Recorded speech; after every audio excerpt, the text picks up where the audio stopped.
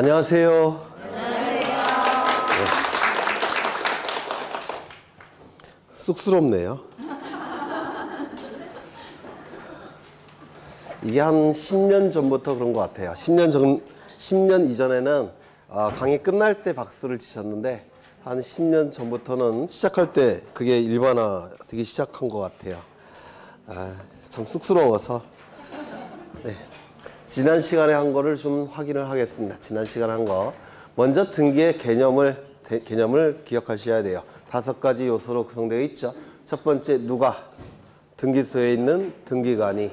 두 번째, 무엇을, 부동산 표시와 권리관계에 관한 정보들을 어디에다가, 부동산 등기부라는 공적인 장부에다가 어떻게 등기법이 정하는 절차에 따라서 기록하는 것, 기록 자체를 부동산 등기라고 했습니다.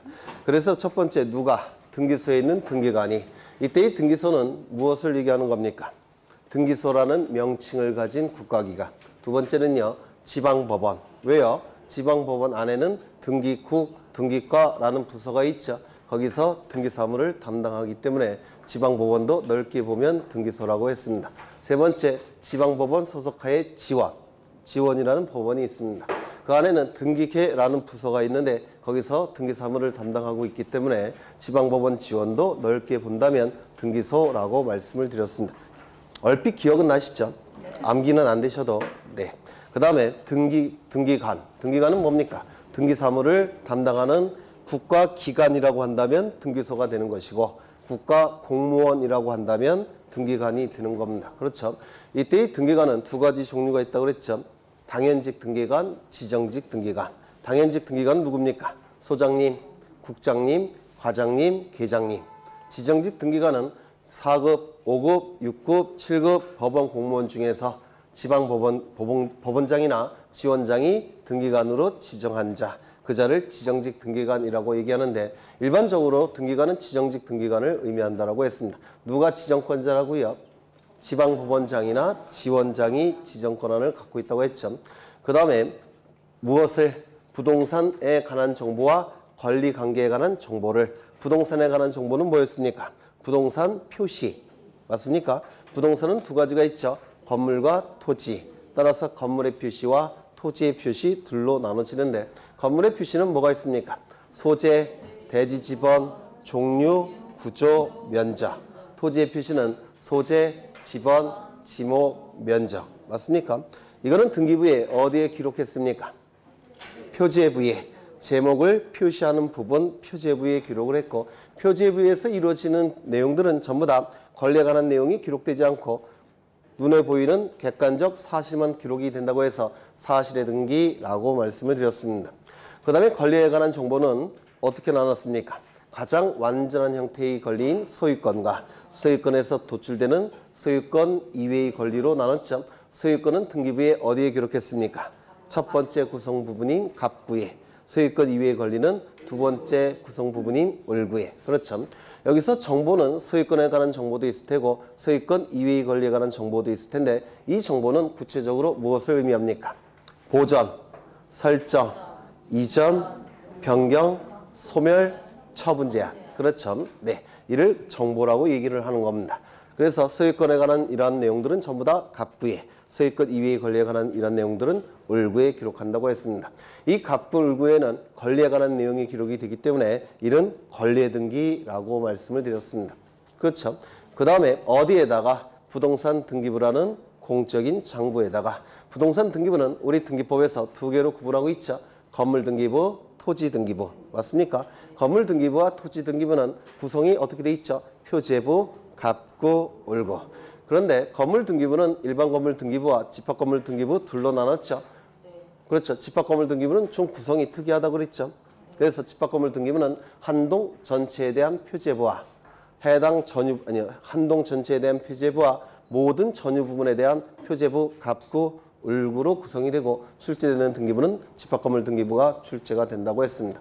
등기법이 정하는 절차가 있었죠. 절차는 뭐였습니까? 먼저 신청이 있을 테고 그러면 등기소에서 접수할 테고 접수를 한 다음에 조사를 해봅니다. 그래서 법률 용어는 조사인데요. 보통 학자들은 심사라는 용어를 써요. 법률 용어는 조사라는 용어가 맞습니다. 그래서 신청, 접수, 조사. 그 다음에요. 조사가 이루어지면 이제 어떻게 합니까?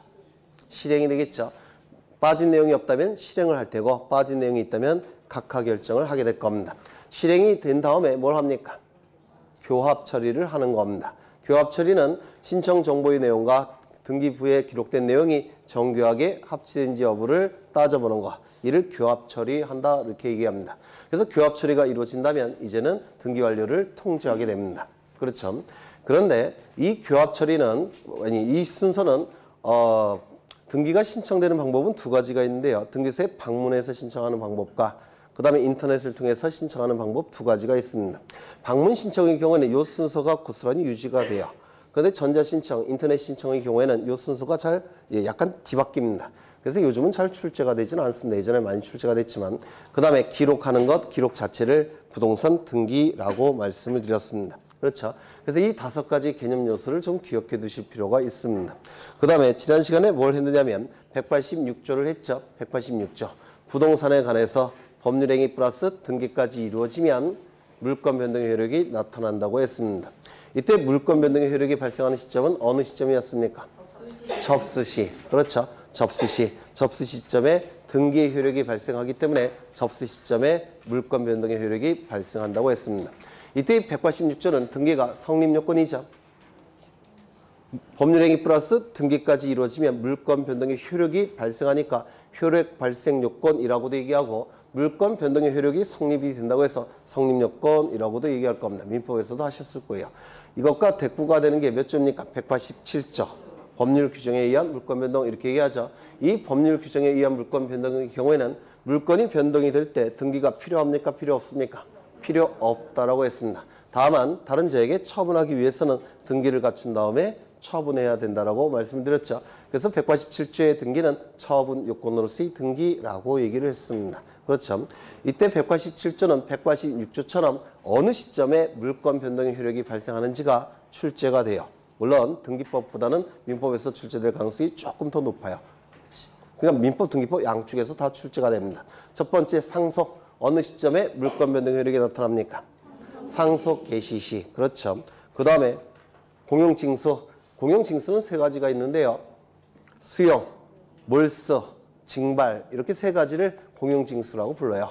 그런데 우리 민법과 관련된 공용징수는 수용이죠. 수용의 경우에는 어느 시점에 물권 변동 효력이 나타납니까?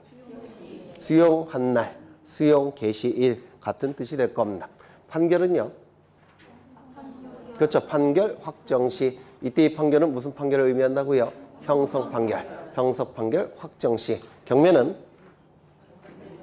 매각 대금을 다 낸 시점에.